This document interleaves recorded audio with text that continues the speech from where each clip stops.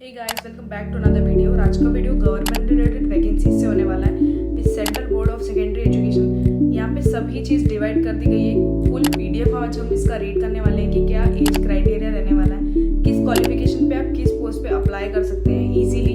ये सारी चीज़ें हम पीडीएफ में रीड करने वाले हैं। पीडीएफ का interface central board of secondary education में सारी चीज़ें क्लियर कर दी गई है कि क्या आपकी पोस्ट रहने वाली है, क्या एज का क्राइटेरिया है। फर्स्ट हमें देखने को मिलता है assistant secretary, second assistant secretary.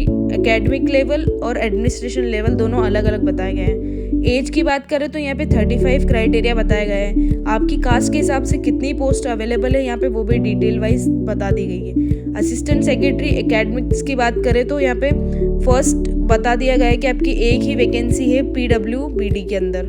सारी चीज़ें कैटेगरी वाइज भी आपको बता दी गई है कि क्या कैटेगरीज आपकी रहने चाहिए। यहाँ पे क्वालिफिकेशन भी डिटेल वाइज बता दी गई है। ग्रुप ए की बात करें तो असिस्टेंट सेक्रेटरी एकेडमिक और असिस्टेंट सेक्रेटरी ट्रेनिंग दोनों अलग अलग पोस्ट है, एक ही पोस्ट है।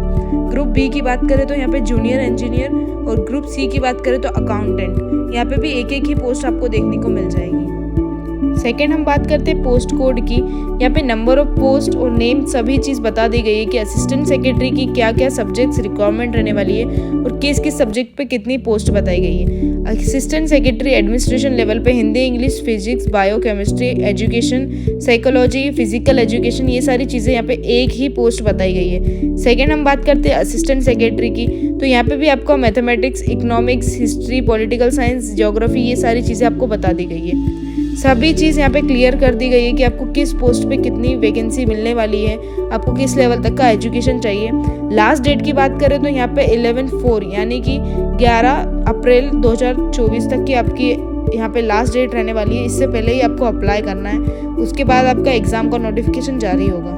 थर्ड यहाँ पे हम आगे बढ़ते हैं और बात करते हैं नेम ऑफ पोस्ट की और क्या एज सेक्शन रहने वाला है। असिस्टेंट सेक्रेटरी की आपका एक ग्रुप रहने वाला है और यहाँ पे कोई भी यूनिवर्सिटी से आपके बैचलर डिग्री कंप्लीट होना चाहिए। एज की बात करें तो यहाँ पे 35 एज आपकी होनी चाहिए। असिस्टेंट सेक्रेटरी में भी आपकी 30 एज कंप्लीट होना चाहिए और कोई भी यूनिवर्सिटी से आपकी डिग्री कंप्लीट होनी चाहिए। थर्ड हम बात करते हैं असिस्टेंट सेक्रेटरी की, यहाँ पे भी आपकी बैचलर डिग्री ही मांगी गई है। अकाउंटेंट ऑफिसर में आपका MBA फाइनेंस या फिर CA में कंप्लीट होना चाहिए और आपका एज क्राइटेरिया यहाँ पे 35 मांगा गया है। आगे हम बात करते हैं यहाँ पे जूनियर इंजीनियर की, तो यहाँ पे BE BTech डिग्री आपकी कोई भी सिविल इंजीनियर से कंप्लीट होना चाहिए और एज की बात करें तो यहाँ पे 32 एज कंप्लीट होना चाहिए। इसके बाद हमें कहीं एज रिलैक्सेशन भी देखने को मिल जाता है category wise.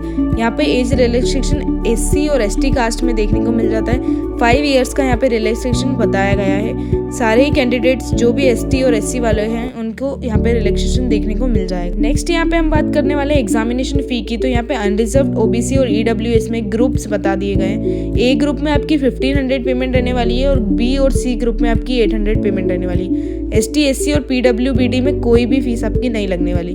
Mode of payment की बात करें तो यहाँ पे आप ऑनलाइन पेमेंट कर सकते हैं इजीली। यहाँ पे कोई भी फ्रॉड की प्रॉब्लम नहीं होने वाली है आपकी। यहाँ पे आगे हम बात करने वाले हैं द स्कीम ऑफ एग्जामिनेशन। यहाँ पे आपका बता दिया गया है कि क्या आपके टीयर ऑब्जेक्टिव रहने वाले हैं। टीयर 1 आपका कैसा रहने वाला है, तो फर्स्ट टीयर 1 आपका ऑब्जेक्टिव बेस्ड रहने वाला है। यहाँ पे सभी चीज़ बता दी गई है कि करंट अफेयर्स आने वाले, सारी चीज़ें आपकी बता दी गई है।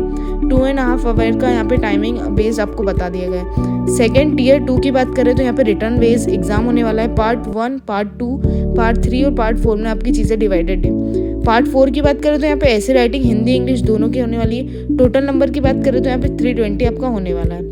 नेक्स्ट हम बात करते हैं असिस्टेंट सेक्रेटरी की, तो यहाँ पे भी टीयर 1 के बता दिए गए और टीयर 2 के रिटर्न एग्जाम भी बता दिए गए। टीयर 1 की बात करें तो यहाँ पे करंट अफेयर्स वगैरह और जनरल अवेयरनेस आने वाला है। नंबर ऑफ क्वेश्चन यहाँ पे 150 और टोटल मार्क्स आपका 300 रहने वाला है।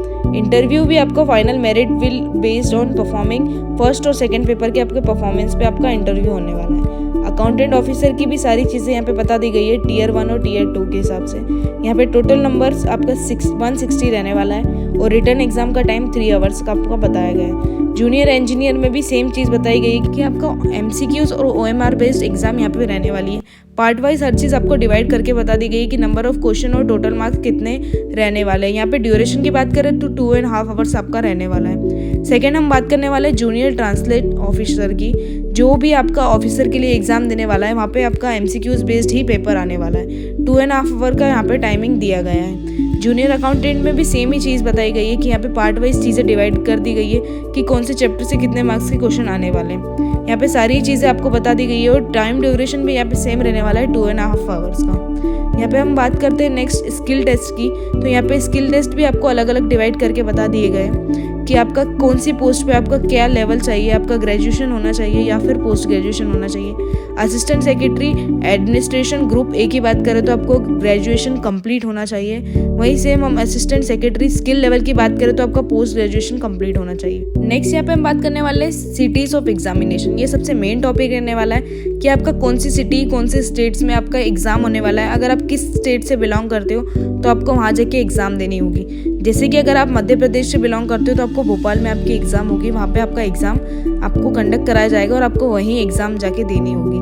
एक ही सेंटर एक ही स्टेट से बताया गया है कि आपको वहीं पे उसी सिटी में जाके आपको एग्ज़ाम देनी है। नेक्स्ट यहाँ पे सारी डिटेल्स आपको बता दी गई है कि किस हिसाब से आपका रफ वर्क रहने वाला है, क्या आपका प्रोसेस रहने वाला है ऑनलाइन पेमेंट का, क्या आपके डॉक्यूमेंट्स लगने वाले हैं। ये सारी चीज़ें PDF में क्लियर कर दी गई है। सारे ही नोटिस आपको बता दिए गए कि किस हिसाब से आपको फॉर्म फिल करना है। फॉर्म की भी आपको पूरी एक PDF बना के दे दी गई है कि आपको किस हिसाब से फॉर्म फिल करना है। आपका नेम, विलेज, सारी ही चीज़ें आपको बता दी गई है। यहाँ पे आपका एक फ़ोटो भी रिक्वायरमेंट रहेगा कि आपको फ़ोटो प्रेस करके देना है उस फॉर्म में। देन आपको ये फॉर्म में सिग्नेचर, एड्रेस, हर चीज़ फुलफिल करके देनी है। हर कैटेगरी वाइज, हर पोस्ट वाइज आपका अलग अलग फॉर्म बताया है यहाँ पे। उस हिसाब से आपको फॉर्म फिल करना है और उसको सबमिट करना है। ऑनलाइन पेमेंट हर ग्रुप का भी अलग बता दिया गया है कि क्या ग्रुप में आपका किस हिसाब से पेमेंट लगने वाला है और ऑनलाइन पेमेंट ही रहने वाला है। ग्रुप ए में आपका 1500 और ग्रुप बी में आपका 800 पेमेंट रहने वाला है।